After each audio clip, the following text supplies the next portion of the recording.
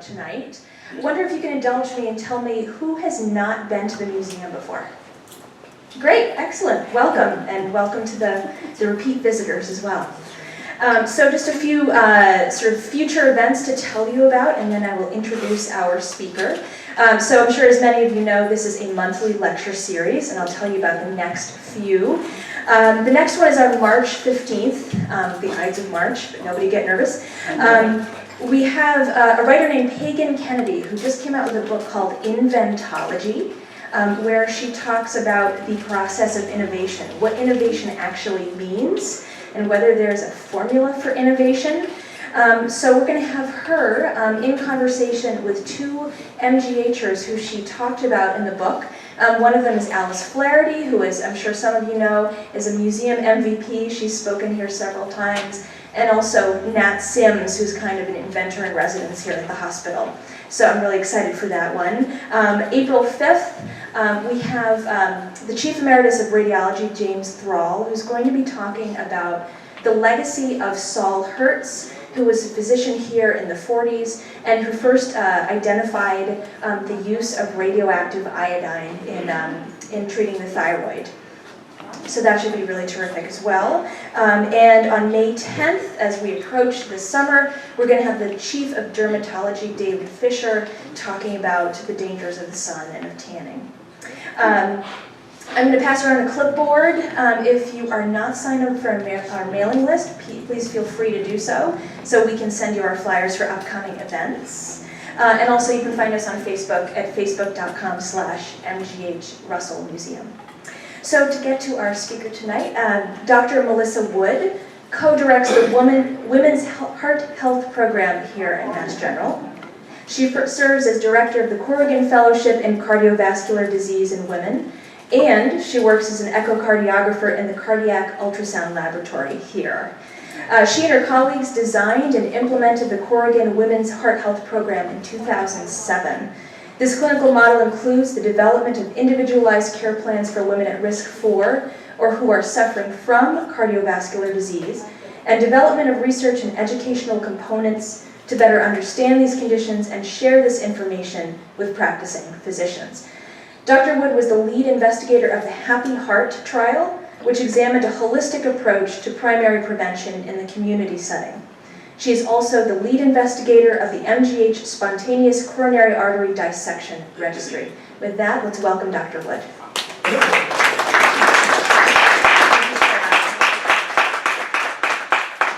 It's my pleasure to be here tonight, and you know, it's a special month. It's Heart Month, and I'm seeing a little bit of red out there in the audience, and thank you for those who remember. In the next 45 minutes or so, I want to talk to you about steps that you can take in your own life to improve your overall health. And you know, I'm a cardiologist and I think about heart health, but the real truth is that most of the things that we do that benefit our heart health will benefit our bone health, our mental health, our vascular health. And so I think these steps are very important in helping us live longer, healthier, happier lives. I'm going to talk a little bit at first about cardiovascular disease and the steps we can take to prevent it, and kind of drill down a little bit into some of the new guidelines that have come up as far as blood pressure management, the new nutrition guidelines, etc. And then I'm going to talk about the work that we did in Revere, the Happy Heart study, which was really exciting. And we learned from that study that you can leverage your social network to improve your overall health. And I will talk about how you can do that. And finally, I'll just close with some tips on changes that you can make on a small level and a larger level to improve your overall health. So we're talking now about cardiovascular disease. And we all know, most of you know, I think, it is the #1 killer of American men and women. The good news is we've seen an abrupt improvement in the deaths from cardiovascular disease over the past 30 years. The blue line is men, so it's deaths per year in men, the red line is women. So you can see, starting in about the early 90s, we saw a dramatic reduction in cardiovascular deaths. What do you all think happened in the early 90s? What were some of the things that came to the forefront with regard to cardiac treatments? Statins, absolutely. Statins and stents, the two S's, and those have really had a profound impact on improving cardiovascular outcomes. As you can see though, with the red line, there was a little bit of a lag with women compared to men, and we're just beginning to enjoy the same benefits. Part of the reason we saw that lag was for many years we didn't recognize that heart disease would strike women, and especially younger women. And the majority of the studies that have been done looking at heart disease treatments have been done in men. And so some of those treatments are not as effective and aren't used as frequently in women as they are in men. But the good news is we're catching up and we've seen a dramatic improvement overall. The red and the blue bars are just comparing the percent of the population that has heart disease in the different age groups, men and women. So you can see in the 20 to 39 age group, only a small percentage, but still 15% of women and about 9% of men. And then it goes up in the 40 to 59, 60 to 79, and 80 and above. So as you can see, as we get older, our cardiovascular disease increases. However, there's so much that we can do to prevent the cardiovascular disease. In fact, it's been estimated that 80% of cardiovascular disease issues can in fact be prevented. So I'm going to tell you what we right now think is optimal cardiovascular health, and then I'm going to ask you what percentage of Americans you think fall into this basket. So when I see patients or when I talk to people about their health, these are really the keystones, the goals that I want my patients and my friends and my family to meet. The first is your cholesterol. We'd like to see that total cholesterol less than 200. HDL, which is the good cholesterol, the one that goes around and cleans out your blood vessels, we'd like to see that over 50. Blood pressure numbers, we'd like to see it under 120 over 80, and I will go into some more detail about those new guidelines I mentioned. Fasting blood sugars, we'd like to see under 100. Other times doctors will check hemoglobin A1Cs, and we'd also like those under 6 if possible. The body mass index, which is your weight corrected, your height, your weight corrected for your height. So the taller you are, the more you can weigh, to have that BMI of under 25. Being a non-smoker, and exercising and meeting the guidelines for exercise, which would include 150 minutes a week of moderate exercise or 75 minutes per week of vigorous exercise. And finally, with nutrition, eating most of your meals, over 80% of your meals, with the DASH type or healthy diet that we will talk about. So these are, again, key benchmarks. What percentage of Americans do you think meet all of these benchmarks? 20%. 7%. 7%. Because almost, you can have a good BMI and you can have a good blood pressure and you cannot smoke, but your lipids might be off. Or you might have all of those, but you might not eat a healthy diet. Or you might have all of those except exercise. So that whole picture of pulling it all together and meeting these specific goals, very, very uncommon. And in fact, work that was done by a former MGH physician, Dr. Donald Lloyd-Jones, looked specifically at this and found 7% of Americans meeting this. This is adult Americans meeting these ideal guidelines. So, as I said, we're going to talk a little bit about overall health, cardiovascular health. And I want to just show you the graph from Walter Willett and I wrote this book together, largely based on my experience in the work I'd done in Revere. And what we found is that our overall health has to do with many, many layers. And in the center of our overall health is each of us, our inner self. So that includes the genetics we were born with. That includes the psychosocial factors, whether or not we're happy, whether or not we smile, laugh, we're depressed. Those are all important, and they really determine that inner core, how well we'll take our medications and how well we'll respond to treatments. And then the next circle around that, and remember all of these have an influence on our health, the next circle is the group of people we spend the most time with. So that's going to be family, friends, coworkers, and people that we work at and that we do deal with in other organizations where we spend time. Now, it's important to say that in many cases, folks spend more time with their coworkers than they do with their family. So having some, and we'll talk about healthy, working exercise, benefits that the different institutions offer, but it's important to think about those people you spend time with. I just saw some of my coworkers walk in, and I'm so happy that they're here, and I think they're here because they want to learn more. And you're here because you want to learn more. You're here with your friends and neighbors. Then the next layer is sort of a little bit more intangible things, and that's really your food environment. So thinking about the types of food you have access to and what you choose to purchase. Your physical environment, your home. Do you have access to safe places to walk and exercise, or do you have to drive everywhere? The workplace, again, what are the options for health in your workplace? What types of benefits are offered that will help improve your health overall? And then finally, that outside circle, sort of really kind of things that we don't think about a lot, but they have such a profound impact. That's health policy. The media. What types of messages do we get from the media every day, particularly young children, getting all kinds of messages about sugary cereals and sugary drinks. And these are the overarching societal factors that, believe it or not, have a huge impact. And I'll just mention one example where policy has made such a big difference. And I think it's reversed back and forth, but the issue with large sodas in New York City, right? So that was an idea that someone had, and they said if we just reduce the size of the sodas, because we know whether it's diet soda or regular, it's associated with a risk of diabetes and associated with obesity. So making a change like that, taking cigarettes out of bars and restaurants. Again, another big societal move that really has a profound impact. So we're going to talk about how you can be smart at heart, and each of these areas we'll try to address. So your physical health, and I'll spend probably the first 20 minutes going over physical health, but then the emotional, the stress. Stress has a huge impact on your overall health. Your relationships, how well you communicate, your environment. Do you take time to be mindful? Do you practice mindfulness-based exercises? And finally, modification and pulling all this together. And this is a little book that we wrote after our experience in Revere. We were still looking at our research and didn't have all of our findings, but it's just a 10-step approach to having overall better health. So I'm hoping to give you a guide that will help guarantee you a longer life. It'll help prevent heart disease and help you feel stronger now and healthier later. And hopefully we can do this by explaining a little bit more about your overall health. So I think it's very important that you know your numbers.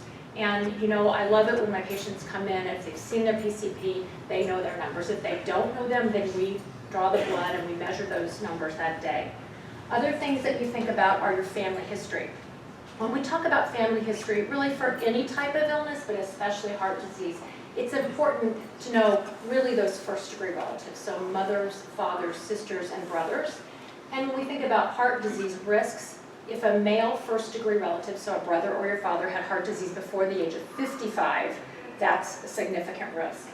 A woman, so a mother or sister before 65, is also a significant risk and is considered early heart disease and an important risk factor for you. We can't change our genetics, but we can change just about everything else, so it's important to know that. Also to know whether or not you have things like aneurysms in your family, other vascular conditions like blood clots, etc. And then you put that together with your physician and come up with your individual risk, and then talk about the plan and work on health maintenance. So I'm going to tell you about this, and it's I'll show you the website in a second. It's the My Life Check. So this is free. It's provided by the American Heart Association. It's a tool you can go online, and if you have these numbers, you can plug them in, and if you don't have them, you can print the sheet, take it with your provider, and get those numbers and plug them in. So it looks at 7 factors. It looks at blood pressure, blood cholesterol, and blood sugar.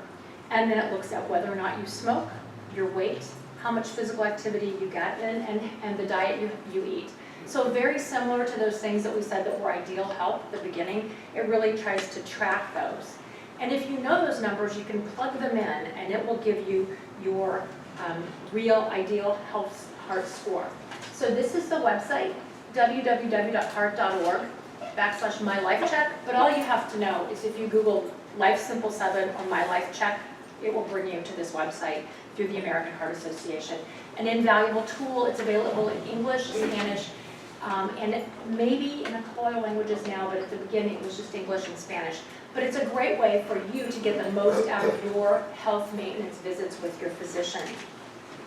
So blood pressure, it's the silent killer. We know that many people walk around every day with high blood pressure, and it's actually been undiagnosed. And the majority of patients who are treated for high blood pressure may not actually be achieving the goals. It is one of the most strong risk factors for cardiovascular disease, particularly stroke, and particularly stroke in men and women over the age of 65. So it's very important that we check our blood pressure. If you have a family history of blood pressure, then you need to, of high blood pressure, you need to start checking it under the age of 30. Certainly young women on birth control pills need to keep track of their blood pressure as well.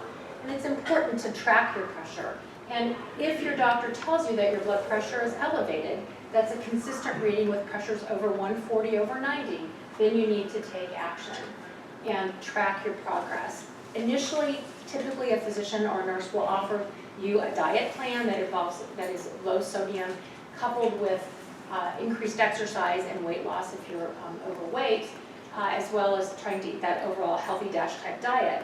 And most of the time, you'll see some benefit, but it doesn't always take care of the blood pressure issue, so then we have to deal with medications. And the medications now are very reasonable. Most of them are generic, and many of them have very few side effects. So again, it's an individual thing, what your doctor would recommend for you. But certainly, if your pressures have been elevated on multiple occasions, you will want to try to take some medications. So I know sometimes people think that the recommendations that you hear about on the news or that you read about are as clear as mud. And I think that that's actually true. Because we'll hear about one thing is good for you and then the next week it's bad for you. And these are the numbers and then they've changed. But the consistent message right now, and this is the JNCA's, the newest guidelines that have come out, are that if you're over 60, we'll tolerate a blood pressure of under 150 over 90. And the reason that that sort of more relaxed number came out was that a lot of medications can, if used in higher doses, cause side effects in people that are over the age of 60 because blood vessels are a little bit stiffer, and there can be lightheadedness, dizziness, and other symptoms that can lead to falling or fainting. However, if you're under age 60, then the goal would be under 140 over 90. If you have diabetes or kidney disease, however, we're also at that 140, 90 or below, regardless of your age. Now, the sticky thing here is, I'm sure some of you heard a few months ago about the SPRINT trial. So, you know, we had just gone from telling people 130 over 80 to saying now we can go 150 over 90, and then the SPRINT trial came out. And the SPRINT trial, which is not yet incorporated into guidelines that doctors are using, suggested in over 9,000 patients that if we aimed for less than 120 as the top number, we would actually see additional benefit. So I think the jury's still out. You know, your doctor may talk to you about that, but I think in each person's case, we'll sort of develop what the plan that works for you as far as the numbers that we should shoot for. But again, there is some new data that may be incorporated into the guidelines moving forward. I know this is confusing, but bottom line, 140 over 90. If you're over 60, 150 over 90. And then talk to your doctor about whether or not you're one of those people that might benefit from more stringent control. So one of the other risk factors that we hear about so much, I mean, you can't watch the news without seeing 3 statin commercials in like 5 minutes, is cholesterol. And we know that cholesterol builds up in the blood and causes early damage to the walls of the blood vessels. In fact, some autopsy studies that were done in Vietnam veterans, or in Vietnam soldiers that were done to sort of look at vascular health in the early 70s and late 60s, found that about 80% of young men under the age of 25 were starting to develop atherosclerosis. And that's when we really recognized that the cholesterol in our blood does affect our blood vessels. So again, it's important to know your numbers and to talk to your physician about your individual risk. But certainly eating that healthy diet, regardless of your cholesterol, is a key cornerstone. Now I know this is kind of confusing or kind of hard to read, but I'll just go through it with you briefly, because this is what your doctor will probably use. And it's the global prediction tool that's now recommended to determine whether or not you should take a statin. And it looks at these specific factors. It looks at your age, whether or not you're a male or female, your race, your total cholesterol and your HDL cholesterol, your blood pressure, and whether or not you're being treated for high blood pressure, diabetes, and smoking. So your doctor will ask you those questions. I pull this up, I have it on my desktop, I go through it with my patients every time when I'm deciding whether or not to put them on a statin. And it will give you, at the bottom you'll see it will give you your 10-year risk of a heart event and your lifetime risk. And so now we know that if your 10-year risk exceeds 6.5%, most of the time we will recommend a statin for you. If you're a diabetic, have kidney disease, or prior known vascular disease, then we will recommend a statin regardless. So remember to mention this to your physician if they don't bring it up. Blood sugar, also a very important cardiovascular risk factor. We certainly know that diabetes predicts early heart disease. In women, a little bit more in men, but it's very important. It also causes excessive growth of plaque within blood vessels if the sugar is not well controlled. In many cases, diabetes is completely preventable by making good food choices, exercising regularly, and maintaining your optimal BMI. So again, and if you have diabetes, it can be much better controlled by diet and by exercising regularly. Weight loss is clearly an issue in the United States right now. We know that the BMI of 25 is optimal. However, again, individualized discussion with your care provider is important because some men have a lot of muscle and may not be tall, and so their BMI may actually be a little bit above this. So it's important for your physician to talk to you about how much you exercise and to look at your overall body type. But at least having an idea of your BMI is important. And ladies, I'm sorry, but high heels don't count. When your doctor asks you how tall you are, they'll measure you and give you the honest truth. But it's important to know this because it's a goal. It's something that you can shoot for. And it also helps you figure out the type of diet that you need to eat if you do want to lose weight. Certainly the way we lose weight is by reducing calories and increasing our activity. But nutrition is a key cornerstone of weight loss. I'm going to show you 3 maps of the United States, and no, these are not Democrats and Republicans. 1990, 1999, and 2008. So just to clue you in before we get started on this part, at the bottom you'll see the legend, which is really anything that's light is not many people. So this one was no data. This one was less than 10% of the states had a percentage of each state with obesity, which is BMI of over 30. So a BMI of 25 to 29.9 is overweight, and above 30 is obese. So as we move along, then the slightly darker blue is up to 14%, darker yet 15 to 19, 20 to 24, 25 to 29, and over 30. And I hate to tell you, in 2016, we now have it over 40%, but it's not on this map. So let me just show you. In 1990, we were doing relatively well. So we had data in most of the states. I have to tell you, Massachusetts has been a good performer across the board, which I'm very proud of, as is Colorado. But again, no states above 15% of the population being obese. So important. 99, now we have states that are up to 24%. In fact, a lot of states, most of the South is over up to 24%. And then if we look at 2008, we're seeing up to 29% in over half the United States, and some over 30%. So really important, and I ask people this, I ask my kids this, we show them these, what do you think happened here, between here and here? Fast food. Some people say Al Gore takes credit for this invention, but it's the World Wide Web. So internet, right? So in 1990, we were just beginning to think about getting online and doing things like that. And then all of a sudden, people went from walking around, getting up, talking to people, calling people on the phone, writing letters, to email, sitting stuck in front of a computer, especially children stuck in front of computers, stuck in front of televisions. Now, televisions were here, so we can't blame TV. And in fact, the quality of TV, well, maybe a little bit better, can't blame that. So really, internet. I think a lot of people sit around, there's a lot more sedentary behavior, and so we need to think about that. And this is really epidemic proportions when we're seeing this percentage of the United States overweight. One thing that really affects our weight is our emotional health. I think we've known this for a long time. Not only does it affect our weight, it affects our overall cardiovascular wellness as well. Things like anxiety and depression are clearly linked to increased risk of heart attack and stroke. And I think we need to each address our own situation and figure out whether we're living under undue stress or anxiety. It's very funny to think about stress because for some people, stress is a big motivator. When I was I lived in San Antonio, Texas from 94 to 98, and I was at a 4th of July parade, and I was fortunate enough to meet Eileen Collins, who's the first female pilot of a space shuttle. I was actually on a float with her. It was a neighborhood thing.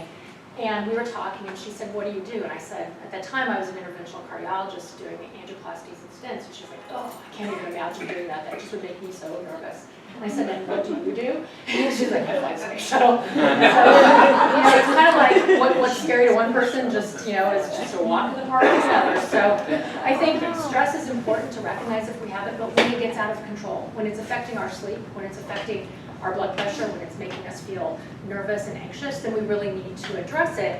And I think there are a number of ways that we can do this. When I did the work with my group in Revere, you will not find a more stressed group of patients when we started. These are women living at the poverty level in Revere, Massachusetts, and we were able to pull together some tools that really help them modify the stress in their lives.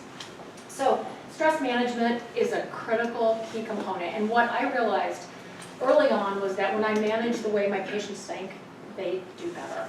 And as cardiologists for many years, I think we kind of ignored anything above the neck because, cardiologists know how to measure cholesterol. We're very good at black and white numbers. We know how to measure blood pressure. But you ask a cardiologist to talk to a patient about anxiety or stress, and they'll say, well, that's the work of the psychologist. But in fact, many of our patients come to us because they're feeling this way. Palpitations, chest pain, anxiety. And those types of things can raise our blood pressure. They can raise our cortisol and make our stress hormones, other stress hormones go up, which raises our blood sugar. So all of these things have such an integral effect. And also, clearly they affect our sleep. And we know now that sleep is a huge mediator of health. And the healthier, better sleep we have, the better our overall health. So one of the tools that we try to teach our patients and the women in Revere that I work with is the idea of mindfulness and finding a peaceful place, finding something that you can do on a regular basis that really brings that stress level down, whether it's knitting, walking, singing, playing the piano, whatever it is for you. Then you can also consider things like yoga, tai chi, and meditation. Right down the street is the Benson Henry Institute, and they have lots of classes and programs that are available on an individual as well as group basis to bring some of these tools into your life, and they're very beneficial. I can tell you that we in the Happy Heart Trial used Tai Chi, relaxation response, and meditation, and our patients really benefited from it. So consider looking into some of these mindfulness-based techniques. The gift shop does sell Dr. Benson's CDs that are actually, you can listen to them, and they talk you through learning the relaxation response. There's information online, and then he also wrote a book. So important. Now, physical activity. Why do we need this? Well, I think this is probably one of the most obvious things. We know that exercise improves not only our waistline, our bones, how we think, but it really improves our heart. It helps our heart to be more efficient, and it lowers cholesterol, and it lowers blood pressure. So it's very important to think about ways of bringing activity into your life. I was surprised when I saw this data from the CDC. It's looking at the percentage of American men and women who adhere to the new guidelines, and I'll talk to you about what those are. But look, this is sort of appalling. All adults under 20% getting the adequate amount of exercise. And then if you say, well, that's probably because there are a lot of older people in this group, guess what? Equal opportunity. I mean, the younger ones were actually some of the worst compared to what you'd expect for people that should be out there exercising.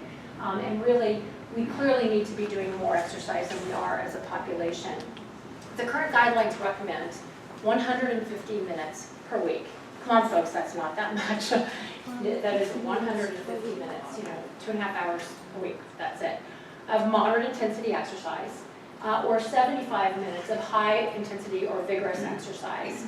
And we recommend that whatever it is that you do it for at least 10 minutes in 10-minute increments to really get your heart rate up and keep it up. But as little as 70 minutes per week has benefit, but optimal benefit is at that 150 of moderate intensity or 75 of high intensity. And it's important that we also incorporate strengthening, especially as we're getting older. Muscle strengthening helps, as I mentioned, keep our bones strong, but it also helps overall with our vascular health. And we should do that at least for 30 minutes, at least 2 or more days per week. And if you really want that additional benefit, sort of optimal, cardiac fitness, 300 minutes or 5 hours a week is recommended of moderate, or 150 minutes a week of vigorous intensity exercise. And a lot of people ask me, because I used to do a lot of work with athletes and the Olympic athletes in particular, is there such a thing as too much exercise? And I said there is, but I don't meet many people who do too much exercise. There is some work that if these people that are like, I call them abusers of high intensity exercise. So people that are doing multiple Ironmans or multiple marathons in a month or whatever, it can be hard on your heart, but for the average bear, this is what you need. So 150 of moderate intensity, that can be walking, that can be stair climbing at work. And I think that we're so lucky now because we have these little fitness trackers, everything from MyFitnessPal on your telephone to the Fitbit. It's really revolutionized our ability to track our exercise. And I was so excited last week. In my clinic, I saw, I think, 16 patients on Thursday, and 8 of them had Fitbits on. And they have a Fitbit that has the heart rate monitor thing. And I thought I was so excited because it means that they're actually thinking about their exercise.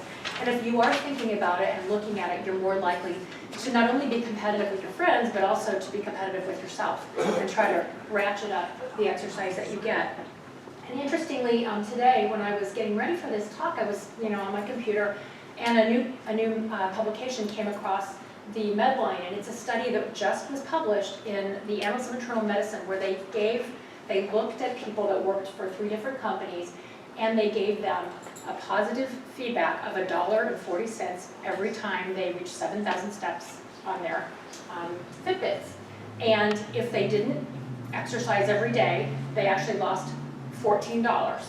And at the end of the month, they settled up. And what do you think? The people that got paid to exercise, that knew that they would have that, they also had a control group. But exercise and being paid to exercise really does make a difference. Now, it's sad to think that that's what we've come to, but money talks. So the benefits of exercise, self-esteem, better sleep, decreases, and this is a big one, decreases the effect of aging on the body. And so I suggest you find somebody to work out with. And the law of 18 is this little rule that I heard about a long time ago. If you do something in a pattern regularly for 18 times, it doesn't have to be 18 days in a row, but every other day for a total of 36 days, or just an 18, you will notice when you're not doing it. And your body, that little light bulb will go off, and it will say, wait a second, you're not going to the gym, or you're not walking those 8,000 steps. Other tips, remember, any health issues, check with your physician before you start exercising, especially if you're going to do something strenuous. Get some fun music or a book on tape that will keep you occupied when you first start, because it's kind of painful to start exercising if you haven't been, and being distracted is a great way to get through that workout. Make sure that you have things at home that you can do if it's snowing outside. It's amazing now on Comcast, they have lots of yoga and different strengthening exercise ball classes that are at no additional charge if you have cable television. YouTube, I actually was at the gym this morning, and I found a cycling program on YouTube that's completely free, and I can sit on a stationary bike and sort of virtually compete with other people. And it's a great motivator, it doesn't cost me a dime. So I think enough said about exercise. Smoking, #1 preventable cause of death overall, so between heart disease and cancer. Very important, we have a wonderful smoking cessation program at Mass General, and if you're needing to look into that, speak to your provider. Finally, I talked a little bit about, I mentioned the workplace, I showed you the big scheme at the beginning, and it's very important to think about who you spend your time with and how you spend your time, and I want to say that I'm so proud to work here, because MGH has really taken the fitness of its employees to another level. Clearly, models of economic growth have shown that businesses that invest in their workers' health are more likely to they'll have less turnover and higher satisfaction and higher productivity of their workers. So, look within your business or your workplace, and if you don't have things like walking groups, discounts to health clubs, then talk to your HR people. And one thing that MGH did that's just fabulous, Dr. Ann Thorndike came up with the concept of labeling the food in the cafeteria. So the food is either green, which means excellent choice, yellow, not such a great choice, red really shouldn't be the choice, but it's very helpful. And all the food at the Coffee Central, it has muffins, will have the amount of calories and fat. And it's so important, and we have to think about what we eat because as we talked about, 70% of Americans are overweight or obese. I'm going to talk a little bit about the new nutrition guidelines that came out. Because when we eat well, we feel better, have a lot more energy, and again, an overall better approach to our health. So these new guidelines that came out, I'll come back to that, they really focus on what you should eat, and that's a really healthy eating pattern that brings in lots of red, yellow, and green vegetables, lean proteins. If you're eating starch products or wheat, it should be whole wheat over 50% of the time. The things that they don't want us to do, they really want us to consume less than 10% of our calories from added sugar. These are the new guidelines that just came out in November. Less than 10% from saturated fat. And if you don't have high blood pressure, you should have less than 23 milligrams or 2.3 grams of sodium. If you have high blood pressure, that number should be more in the range of 1,500 milligrams. Alcohol, women, 1 drink or less, men, 2 drinks or less. And the good news is in the guidelines, and I'm not sure how many of you heard these, but coffee is now included in the guidelines, 3 to 5 cups a day. And I'm thinking, who drinks that much? But basically, studies have shown that caffeine does not interfere with your cardiovascular health. And it's actually considered to be a healthy beverage because there are so many unhealthy beverages. So again, these are the things they're pushing, the dark green, red, and orange vegetables because they're full of all types of nutrients.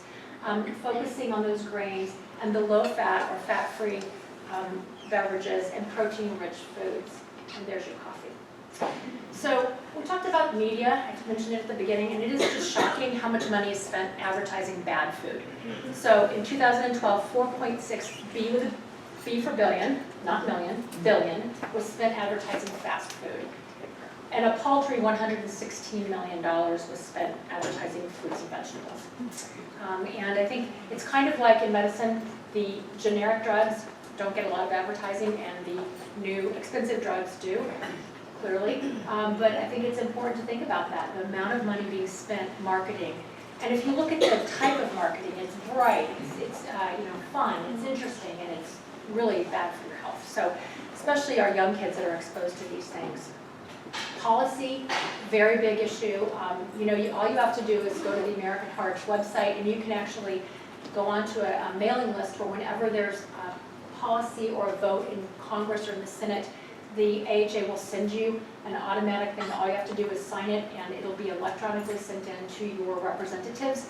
Things trying to get healthier foods in schools, trying to put recess back in schools. These are all things that are on the docket that are being voted on a national level, and you can participate in that. I think we have to think about our agriculture industry and how it really underwrites a lot of the policies and not always in a good way. For instance, I'm from the Midwest, and corn growers have a huge lobby in DC. And if you look at, we know high fructose corn syrup is bad for you, and yet look at all of the things that actually contain high fructose corn syrup that you wouldn't think about. Yogurt, yogurt and all types of different sauces, even like spaghetti sauce, applesauce, canned fruits, certainly macaroni and cheese, cereal bars, all of these things contain high fructose corn syrup, and lots of high fructose corn syrup is present in sodas. So again, think about how our government makes decisions. And one of the things that I worry about a lot is these things called food deserts. And these are inner city communities where it is very hard to find fresh fruits and vegetables, and if they're found, they're expensive. So we really have to worry about that. In your own environment at home, think of ways to eat in a healthy manner. Do not use the old-fashioned TV tray. Sit at a table with people, and even if you're by yourself, sit and eat calmly, and do not eat in front of television, because when you eat in front of TV, you are mindlessly eating. And your brain doesn't think you're full because it's distracted. Your stomach doesn't think you're full, and you eat lots more. And the best way to eat is to sit and talk, have conversation, and take little bites and eat slowly, and your brain will think it's full. spend time with people that make you feel positive and healthy and happy. And that brings me to the Happy Heart, which I'm really going to close with this section. This is work that I did in Revere where we actually looked at a unique heart disease prevention model in women at high risk for heart disease. So women with multiple risk factors for heart disease in the 40 to 60 year age group who are all living under the poverty level in Revere. We integrated individual health coaching with group education, mindfulness education, exercise, and nutrition. And the women were referred by their doctors. Each of them one time saw a physical therapist to work on an exercise program, and individually each one saw the nutritionist who talked about each person's situation and what types of foods their family would enjoy, what their budget was, etc. We did several blood tests, and importantly, we looked at how these women were thinking. So we looked at their stress, depression, and anxiety levels, in addition to all the typical heart measurements like blood pressure and cholesterol. The women attended twice monthly education sessions, and many of them brought their family members with them. They were held in the evening. We had regular chair yoga, Tai Chi, meditation classes, and the women, again, were offered these at no charge. And the community of Revere also was able to benefit from these since they were at the MGH Revere Health Center. These are some of the women in our study doing the chair yoga and Tai Chi. And the women really enjoyed this and really found that it helped them relax. But most importantly, they developed a fabric of friendship with other women. Many of them had been very socially isolated. The good news is, and these three bars are first year, baseline, first year, and second year. All of the markers, whether it was stress, depression, or anxiety, all of them improved significantly between the baseline and the end of the study after 2 years. But not only did their stress, depression, and anxiety improve, so did their blood pressures, so did their cholesterol numbers, and so did their waist circumferences. So we saw profound improvements. This is hemoglobin A1C, which is that long-term glucose. It improved as well. And we found if we took the summary components of heart risk factors that fall under the category of what's called metabolic syndrome, which is when you have 3 of 5 factors, that also was reduced significantly. And one big lesson that we learned was that the subjects in our study benefited, but so did their families. And Grace is one of the women in our study. She was an immigrant from Honduras, and she had a history of high blood pressure, and she was obese. And her husband was also obese, and her daughters were as well. And her husband actually came with her to several of the education sessions, but then she took messages home and started working on her family's health as well. And at the end of year 2, she had lost a substantial amount of weight. Her blood pressure was normal. She was not on medications. And her husband had also lost 60 pounds. And he actually came up to me. We had a holiday party every year. And the last year he came up to me and I didn't recognize him. And he showed me his driver's license from when she had started the study, and a totally different person.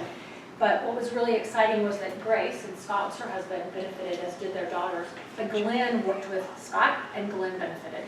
He weighed over 400 pounds when Scott's wife started our study and benefited. So we were able to support the work of Dr. Christakis, which also had earlier shown in Framingham, that healthy habits spread through social networks, but poor health also spreads through social networks. If a person was obese, their family member and friends were much more likely to be obese. And we know, though, that if one person in a social circle, whether it's family, your coworkers, friends, makes a positive choice, that can actually go viral within your social circle, and you can have a really positive influence on others. And that's how we came up with that term, thinfluence, which I think it really, you don't have to be thin, but you need to be influenced in a positive way by those around you. So again, use these relationships and leverage the power of your relationships to build better health. Think about, again, those simple 7. And our goal, and the goal of the American Heart Association, is to reduce all cardiovascular deaths by 20% and stroke by 20% by the year 2020. And hopefully by following these steps, we can do that. I've given you some information about how you can come up with your own plan to reduce your risk of cardiovascular disease, have a better quality of life, and to spend time enjoying those people around you. Again, let's think about those circles and look at your own life and think of the areas within that circle that you can use to benefit your overall health.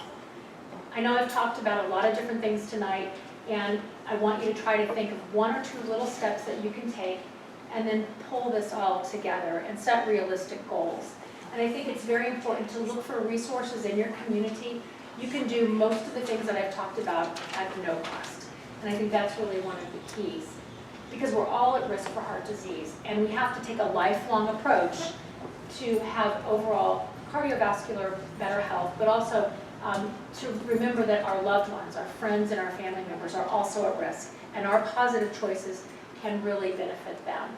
So with that, I will conclude, and I'm happy to take questions. Thank you very much.